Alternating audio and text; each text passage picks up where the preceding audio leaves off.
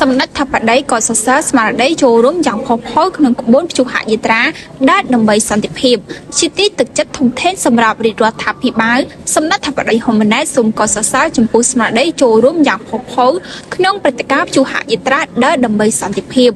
ដែលនេះជាទឹកចិត្តដ៏ធំធេងសម្រាប់រាជរដ្ឋាភិបាលក្នុងការខិតខំស្វែងរកសន្តិភាពសម្រាប់ជាតិនិងប្រជាជនកម្ពុជាលើបណ្ដាញសង្គមផ្លូវការសម្ដេចថាបតីនាយករដ្ឋមន្ត្រីកាលពីថ្ងៃទី18ខែធ្នូបានបង្ហោះសារយ៉ាងដូចនេះថាកម្ពុជាត្រូវការសន្តិភាព Cambodia needs peace មហាគ្រួសារកម្ពុជាមហានៃសាមគ្គីភាពស្មារតីតែមួយសម្លេងតែមួយបានស្រេចឡើងដូចគ្នា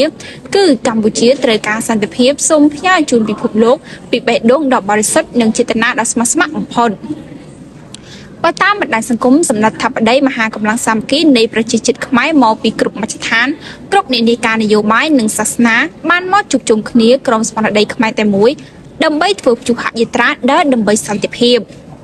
របស់មហាគ្រួសារខ្មែរបានចាប់ផ្ដើមចេញដំណើរពីបរិវេណផ្សាររាត្រីមាត់ទន្លេឆ្ពោះទៅកាន់សួនច្បារវិមានឯករាជ្យក្នុងបរិយាកាសពោពេញដោយក្តីសង្ឃឹមក្តីជឿជាក់និងស្មារតីសាមគ្គីភាពជាតិបណ្ដាញសង្គមសម្ដេចថាបតីក៏បានគូបញ្ជាក់ថាសម្លេងរបស់ប្រជាពលរដ្ឋកម្ពុជាគឺជាសម្លេងដែល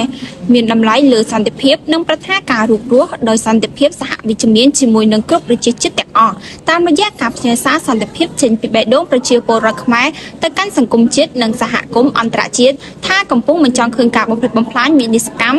និងការបាត់បង់អាយុជីវិតណាមួយឡើយទោះជាក្នុងកលៈទេសៈឬបរិបទណាក៏ដោយជាមួយគ្នានេះសម្ដេចថាបតីនាយករដ្ឋមន្ត្រីសូមកោតសរសើរនិងថ្លែងអំណរគុណចំពោះស្មារតីចូលរួមយ៉ាងផុសផុល